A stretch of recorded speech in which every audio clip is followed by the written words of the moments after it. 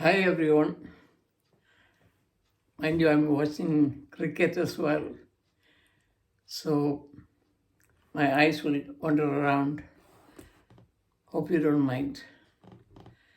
Today, what I want to talk to you is about split personality,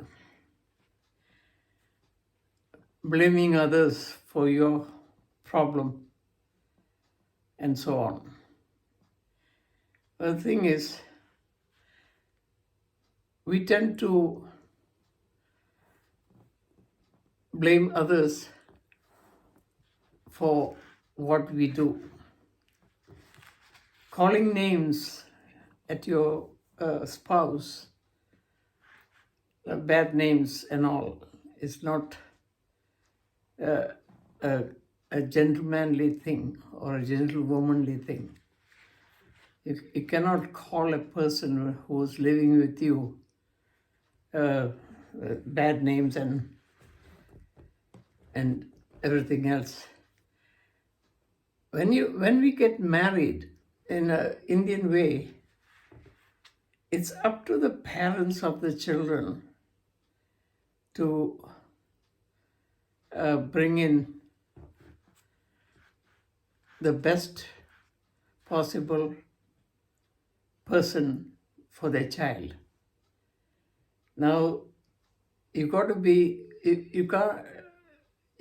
cruel to be kind. There's a saying that you must understand your own children before pointing your finger to the other person. The problem may be with our own child. If they have having problems in their lifetime, we should never interfere with them. And when they go to the counselors and all, it won't help, because counselors cannot give you advice.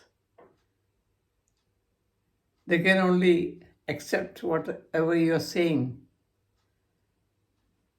And what you're saying is you're bringing out all your emotions and anger and everything from your mind and telling the counselor.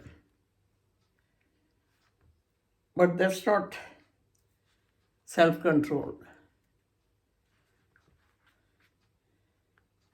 Self-control is when the emotion gets I'm sorry, I'm watching the cricket, what's going on as well. When the emotion is getting right to the top and there's no way of controlling it, and we have known some couple like that, and it's not nice for us to interfere into their life, but it's up to every individuals to conquer their own emotion. Be brave enough to do what they seek, what they want to do. If you have lived with your partner for maybe 10, 20 years, and you want to split, find out your own problem and seek help. Well, if you have some problems of your own, you should go and seek professional help. If you can't find that you have a problem, there is a problem within yourself. But you must find yourself why the breakup is coming and why you are having problem with your marriage. All these reasons, suddenly when you see your spouse, you burst out in anger. That's all. You can anger management, things like that.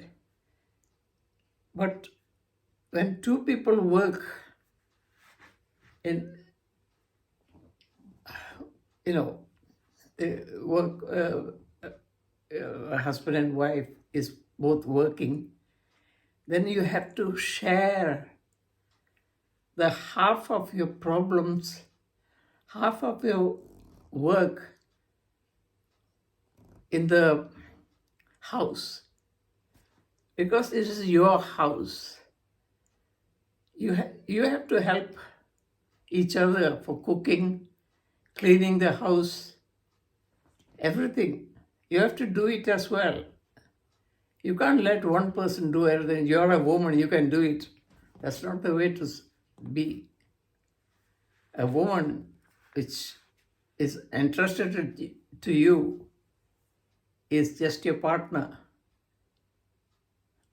And she may be also educated just like you. But just because you're a male, you cannot dominate a woman. And that same thing goes to a woman. Just because you're a woman, you cannot have any uppermost belief that you are earning just as much as your husband. That's not on. You have to contribute towards everything what's happening into the life in the house. It's both shared alike and no commitments in that. You don't ask for calculation. You don't ask for how much you have spent today, how much you have spent yesterday. You don't ask these type of things. It's none of your business or what a person spends. And that is also part of living a happy life. Don't suffer on your own. And we cannot make any decision for you. If you are brave enough, you have to be brave if you want to split up. But as friends, we are only bystanders, and we are only people like the counselors. The counselors can only just listen to what you're saying. There's two sides to a story. And when you hear only one side, nobody can make any decisions. But if you feel 299 for 8, okay. But if you feel that you're not compatible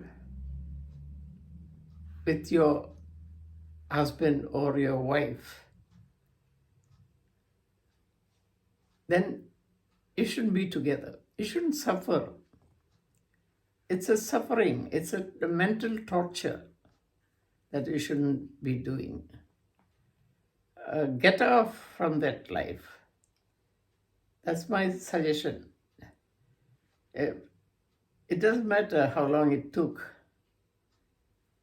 but you must realize that your life is yours and not anybody else's. Nobody can demand anything. You're not a slave to anybody. Nobody is a slave to each other. You are married because you want to be a couple and you want to have children of your own. And if the children decide to stay with the father or the mother, it's up to the children. But whatever happens, be truthful to each other. You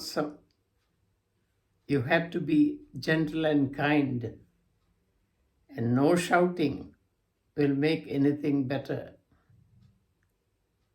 So, with this, I end my little speech. I'm not a guru or anything. I'm not a person who knows everything. I'm just realizing how people are supposed to behave when do not judge others for your mistake. That's another thing. I just wrote a small clip down to remember what I'm supposed to say. Do not judge the people and do not go on tracking what they're doing. Do not listen to what they're saying. Eavesdrop. That's something not very gentlemanly or gentlewomanly. Eavesdropping is like a cowardice act. And you're not a coward, I'm sure. And be brave, be strong. And if there is anything we can do beside marriage counseling, then let us know. We are there. God helps in mysterious ways. I've done some stupid forwards today, and I regret it because I'm not a believer in God, human gods, human-made faiths and gods. I don't believe in such things. I believe in the super power of the universe. Whatever that is, I don't know. And that's in my mind. I don't say Om. Om is what? It's a type of breath inhaling. I don't know what people talk about, but I cannot believe that the God's statue or the Christ have a face. We don't know what went on in the past. Our ancestors may have written the history of our religion. Those who have written, they're all gone. Are they here now to show us the way? No, they're not. They've all gone. They have left us the same way we will leave one day.